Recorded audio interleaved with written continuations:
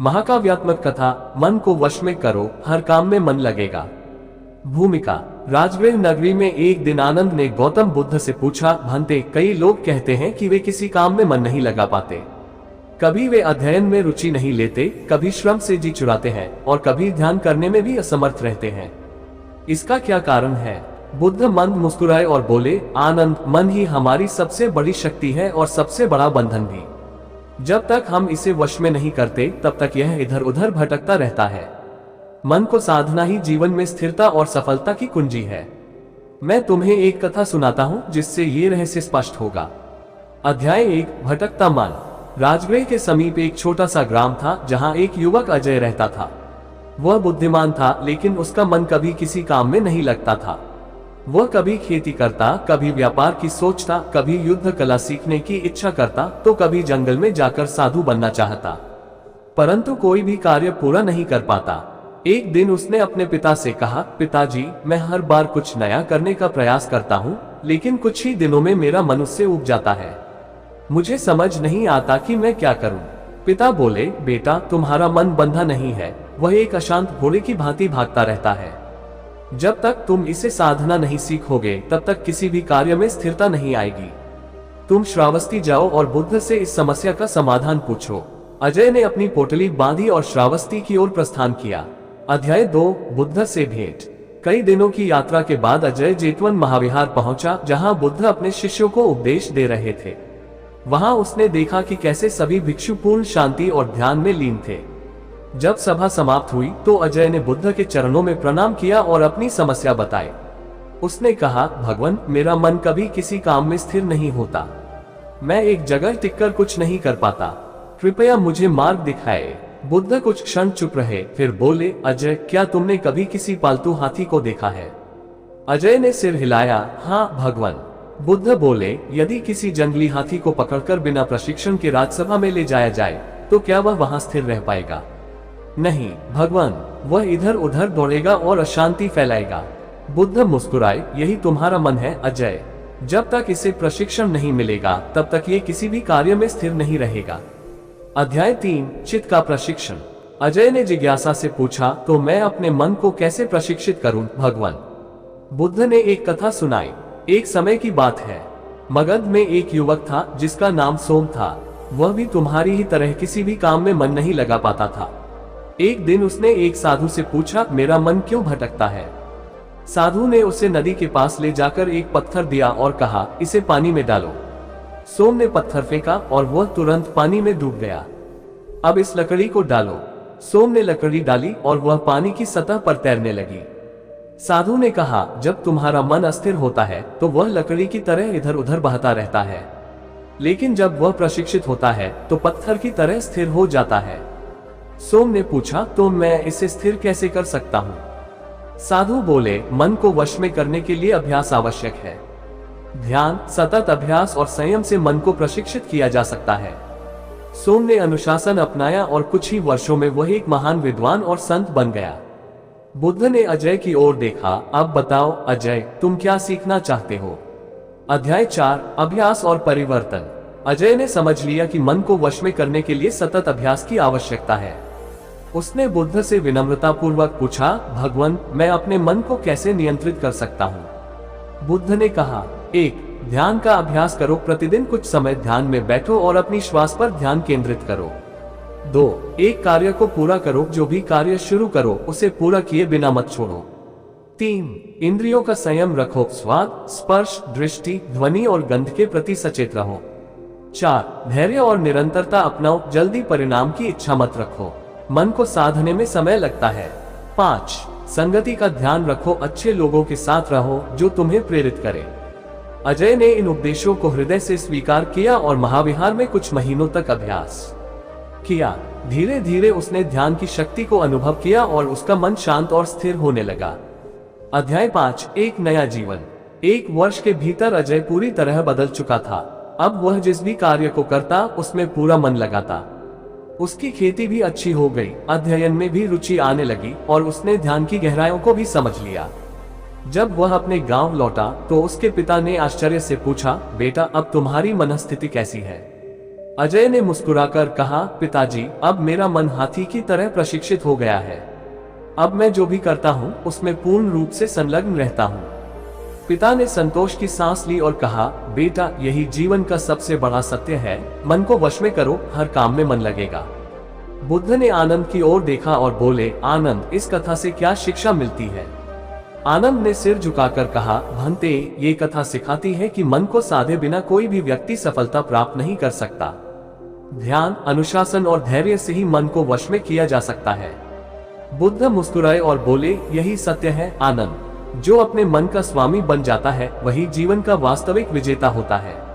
महाकाव्यात्मक कथा, मन को वश में करो, हर काम में मन लगेगा, भाग 2। अध्याय 6, समर्पण और धैर्य की परीक्षा। अजय अब अपने गांव में एक बदले हुए व्यक्ति के रूप में पहचाना जाता था।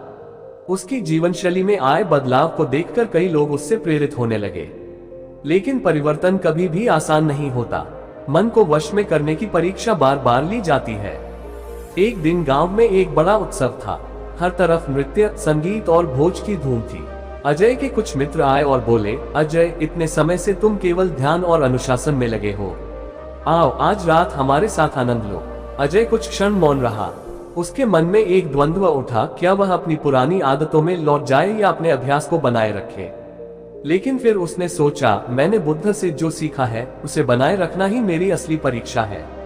उसने शांत स्वर में कहा, मित्रों, आनंद केवल बाहरी चीजों से नहीं मिलता। वास्तविक सुख मन की स्थिरता में है। मैं तुम सबको एक नई राह दिखा सकता हूँ, यदि तुम सच में शांति पाना चाहते हो। कुछ मित्र हंस दिए, लेकिन कुछ रुके और बोले, हमें सिखाओ अजय, हम भी शांति पाना चाहते हैं। अध्याय 7, मन की चंचलता का सामना। अजय ने अपने मित्रों को गांव के बाहर एक पीपल के पेड़ के नीचे बैठाया और कहा, सबसे पहले आंखें बंद करो और केवल अपनी श्वास पर ध्यान दो। शुरुआत में सभी ने प्रयास किया, लेकिन कुछ ही क्षणों में किसी का मन बाजार की हलचल में चला गया, किसी का परिवार की समस्याओं में, तो किसी को पिछले दिन का भोजन याद आ गया। एक मित्र निराश होकर बोला, अजय, हमारा मन तो बंदर की तरह इधर उधर कूद रहा है, ये शांत क्यों नहीं हो सकता? अजय मुस्कुराया और बोला, ये तो स्वाभाविक है। मन को वश में करना आसान नहीं है, यह अभ्यास से ही संभव है। क्या तुम जानते हो कि जब एक कुम्हार घड़ा बनाता है तो वह पहले मिट्टी को बार बार गूंथता है, फिर उसे चाक पर आकार देता है और फिर आग में पकाता है। यदि वह जल्दबाजी करे तो घड़ा टूट जाएगा। ठीक इसी तरह मन को स्थिर करने के लिए हमें धैर्य और अभ्यास की आवश्यकता होती है। सभी मित्रों ने इस बात को समझा और निश्चय किया कि वे प्रतिदिन थोड़ी देर ध्यान का अभ्यास करेंगे। अध्याय 8, राजा के दरबार में परीक्षा। कुछ ही महीनों में अजय की प्रसिद्धि दूर दूर तक फैल गई। एक दिन मगध के राजा बिंबिसार के मंत्री ने अजय को राजमहल में आमंत्रित किया। राजा बिंबिसार ने अजय से कहा, मैंने सुना है कि तुमने अपने मन को पूरी तरह वश में कर लिया है, लेकिन क्या तुम किसी भी परिस्थिति में अपने मन को स्थिर रख सकते हो?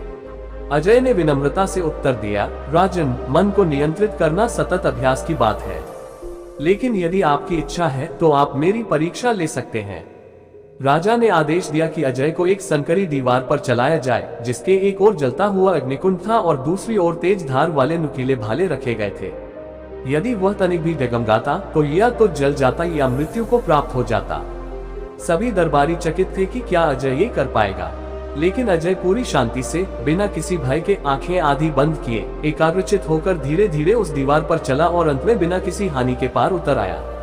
राजा ने विस्मित होकर पूछा, अजय, तुमने ये कैसे किया? अजय ने उत्तर दिया, राजन, जब मन पुनर्तः वर्तमान क्षण में स्थिर हो जाता है तो भय, संशय और विचलन स्वतः समाप्त हो जाते हैं। मैंने केवल अपने हर कदम पर ध्यान दिया, न तो भूतकाल की चिंता की, न भविष्य की। राजा ने अजय को प्रणाम किया और कहा, तुम्हारी शिक्षा अति मूल्यवान है। अध्याय 9, गौतम बुद्ध के दर्शन। कुछ समय बाद अजय को समाचार मिला कि गौतम बुद्ध पुनः राजगृह आ रहे हैं। उसने तुरंत महाविहार जाकर बुद्ध के चरणों में प्रणाम किया। बुद्ध ने उसे देखकर प्रसन्नता से कहा, अजय, तुम्हारा मन कैसा है अब? अजय ने उत्तर दिया, भंते, अब मेरा मन स्थिर और शांत है। अब मैं किसी भी कार्य को एकाग्रता और पूर्णता के साथ करता हूँ। मैंने समझ लिया है कि मन को वश में करने का अर्थ जीवन को संपूर्ण रूप से जीना है। बुद्ध ने उत्तर दिया, यही सत्य है अजय, जिसने अपने मन को साध लिया उसने संसार को साध लिया। अध्याय 10, अंतिम शिक्षा। अजय ने बुद्ध से एक अंतिम प्रश्न किया, भगवान, यदि कोई व्यक्ति अपने मन को वश में करना चाहता है तो उसे सबसे पहला कदम क्या उठाना चाहिए? बुद्ध ने उत्तर दिया, पहला कदम है मन को समझना। जब तक हम यह नहीं पहचानते कि मन कैसे भटकता है, तब तक उसे नियंत्रित करना कठिन है। ध्यान, संयम और सतत अभ्यास से ही इसे साधा जा सकता है। लेकिन सबसे महत्वपूर्ण बात यह है कि हर क्षण जागरूक रहो। जब मन वर्तमान में टिकता है, तभी जीवन में सच्ची सफलता और शांति संभव होती है। अजय ने इन शब्दों को हृदय से स्वीकार किया और जीवन भर अपने अभ्यास में लगा रहा। धीरे धीरे उसका ज्ञान और भी गहरा होता गया और वह अपने गांव तथा आसपास के क्षेत्रों में लोगों को ध्यान और मन की स्थिरता का अभ्यास सिखाने लगा। गौतम बुद्ध की इस कथा से हमें ये शिक्षा मिलती है कि मन ही हमारा सबसे बड़ा मित्र और सबसे बड़ा शत्रु है। यदि हम इसे अनुशासित करते हैं तो हर कार्य में सफलता निश्चित है, लेकिन यदि यह चंचल और अस्थिर रहता है तो जीवन में केवल भ्रम और असंतोष ही रहेगा। 1. ध्यान और आत्मनिरीक्षण से मन को समझो। 2. सतत अभ्यास और धैर्य से मन को वश में करो। 3. वर्तमान क्षण में रहने की आदत डालो। 4. हर कार्य में पूर्ण एकाग्रता रखो। 5. मन की शक्ति को सही दिशा में लगाओ, तभी जीवन में शांति और सफलता संभव है। जो मन को जीत लेता है वो संसार में कोई भी कार्य कर सकता है। महाकाव्यात्मक कथा, मन को वश में करो, हर काम में मन लगेगा, भाग 3। अध्याय 11, मन की शक्ति और उसकी सीमाएं। अजय अब अपने गांव और आसपास के क्षेत्रों में एक ज्ञानी पुरुष के रूप में पहचाना जाने लगा था। वह ध्यान और मन के नियंत्रण पर लोगों को शिक्षा देता, जिससे कई लोग प्रेरित हुए। एक दिन एक व्यापारी उसके पास आया और बोला, अजय, मैंने सुना है कि तुमने अपने मन को पूरी तरह वश में कर लिया है। क्या इसका अर्थ यह है कि अब तुम कोई भी असंभव कार्य कर सकते हो? अजय ने मुस्कुराकर उत्तर दिया, व्यापारी, मन की शक्ति अपार है, लेकिन ये प्रकृति के नियमों के अधीन भी है। मन को वश में करना चमत्कार करने का साधन नहीं, बल्कि जीवन को सही दिशा में चलाने का माध्यम है। व्यापारी ने पूछा, लेकिन क्या ये संभव है कि कोई अपने मन की शक्ति से धन और समृद्धि को आकर्षित कर सके? अजय ने उत्तर दिया, यदि मन स्थिर और एकाग्र है तो कोई भी व्यक्ति अपनी योग्यता के अनुसार उन्नति कर सकता है। लेकिन यदि मन लोभ, भय और अधीरता से भरा हो तो सफलता हाथ नहीं लगेगी। मन को वश में करने का अर्थ यह नहीं कि हम जो चाहे वह जादू की तरह मिल जाए, बल्कि यह कि हम अपने प्रयासों में पूर्णता ला सके। अध्याय 12, एक किसान की परीक्षा। गांव में एक किसान था जिसका नाम सुरेश था। वह बहुत परिश्रमी था, लेकिन हर वर्ष उसकी फसल किसी न किसी कारण से नष्ट हो जाती थी। कभी सूखा पड़ता, कभी बाढ़ आ जाती और कभी कीट फसल को नुकसान पहुंचा देते। वह निराश होकर अजय के पास आया और बोला, मैं हर संभव प्रयास करता हूँ, लेकिन सफलता नहीं मिलती। क्या मन को वश में करने से मेरी समस्या हल हो सकती है? अजय ने कहा, तुम्हारी समस्या केवल बाहरी नहीं, आंतरिक भी है। क्या तुम हर बार पूरी लगन और धैर्य से खेती करते हो? सुरेश ने सिर झुकाया, नहीं। जब 2-3 बार असफलता मिली तो मैं हताश हो गया और आधे मन से खेती करने लगा। अजय ने मुस्कुराकर कहा, यही तो मन का खेल है। जब मन विचलित होता है तो शरीर भी पूरा प्रयास नहीं करता। यदि तुम अपने मन को वश में कर लो और संकल्प के साथ कार्य करो तो प्रकृति भी तुम्हारा साथ देगी। अगली बार पूरी श्रद्धा और विश्वास के साथ खेती करो और परिणाम की चिंता मत करो। सुरेश ने इस शिक्षा को अपनाया। अगले वर्ष उसने पूरी मेहनत और समर्पण के साथ खेती की और पहली बार उसे भरपूर फसल प्राप्त हुई। अध्याय 13, आत्म संयम और इच्छाओं का प्रबंधन। गांव में एक युवा था जिसका नाम धीरज था। वह बहुत महत्वाकांक्षी था और चाहता था कि वह जल्दी ही अमीर और प्रसिद्ध बन जाए। लेकिन उसका मन कभी एक व्यवसाय में नहीं टिकता था। कभी वह व्यापार शुरू करता, कभी नौकरी की तैयारी करता और कभी योग और साधना करने की सोचता। एक दिन वह अजय के पास आया और बोला, मुझे सफलता चाहिए, लेकिन मैं समझ नहीं पा रहा कि किस राह पर चलूं। अजय ने एक कहानी सुनाई। एक समय की बात है, एक शिकारी जंगल में गया और उसने देखा कि एक चिड़िया बहुत तेजी से इधर उधर उड़ रही थी। शिकारी ने पहले एक दिशा में तीर चलाया, लेकिन चिड़िया तुरंत दूसरी ओर उड़ गई। फिर उसने दूसरी दिशा में तीर चलाया, लेकिन चिड़िया फिर बदल गई। अंततः शिकारी ने हार मान ली। लेकिन वहीं पास में एक संत ध्यान में बैठे थे। उन्होंने शिकारी से कहा, यदि तुम अपने मन को स्थिर कर लो और केवल एक लक्ष्य पर ध्यान केंद्रित करो तो सफलता अवश्य मिलेगी। धीरज ने समझ लिया कि उसकी असफलता का कारण उसका अस्थिर मन था। उसने निश्चय किया कि वह एक ही लक्ष्य पर ध्यान देगा और पूरी निष्ठा से उसे प्राप्त करने का प्रयास करेगा। कुछ ही वर्षों में वह एक सफल व्यापारी बन गया। अध्याय 14, महावीर का अहंकार और उसकी परीक्षा। गांव में एक और व्यक्ति था जिसका नाम महावीर था। वह बहुत बुद्धिमान था और स्वयं को दूसरों से श्रेष्ठ मानता था। वह अक्सर लोगों से कहता, मैंने बहुत ज्ञान अर्जित कर लिया है, अब मुझे कोई शिक्षा देने की आवश्यकता नहीं। एक दिन वह अजय के पास गया और बोला, तुम कहते हो कि मन को वश में करना सबसे बड़ा ज्ञान है, लेकिन मेरे पास पहले से ही बहुत ज्ञान है, फिर भी मैं पूर्ण संतुष्टि अनुभव नहीं करता। क्यों? अजय ने उसे एक प्याले में पानी डालते हुए देखा। जब प्याला पूरा भर गया तो भी अजय उसमें पानी डालते रहे और वह छलकने लगा। महावीर ने कहा, यह क्या कर रहे हो? जब प्याला भर गया है तो और पानी डालने से कोई लाभ नहीं।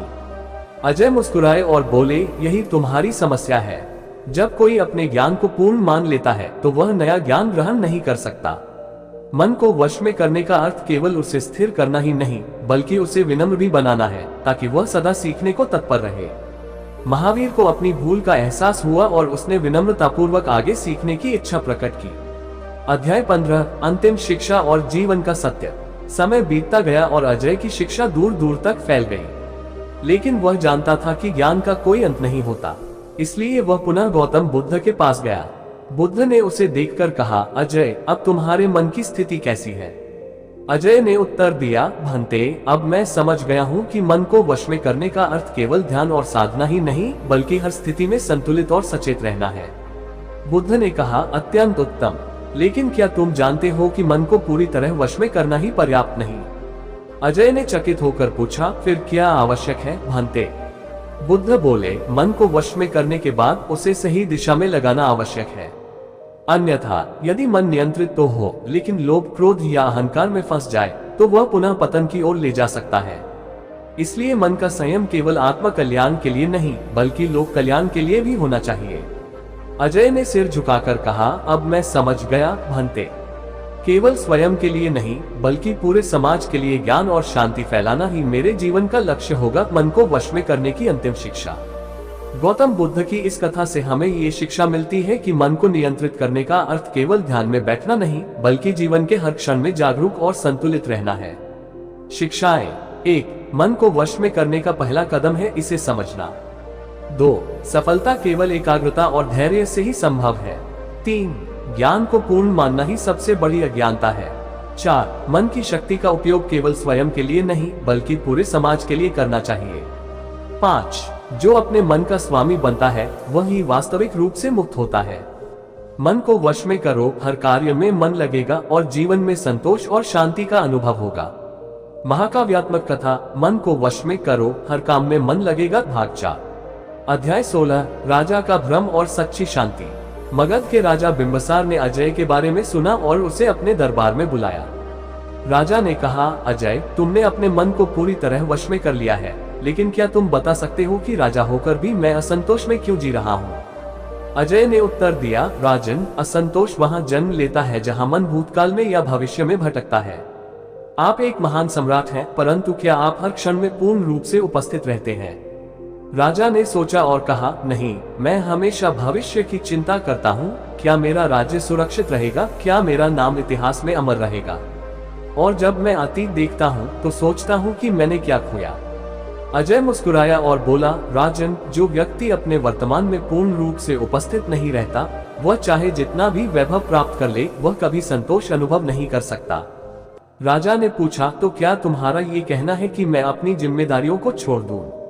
नहीं, अजय ने उत्तर दिया, जिम्मेदारियों को निभाते हुए भी शांति संभव है, यदि मन वर्तमान में स्थिर हो।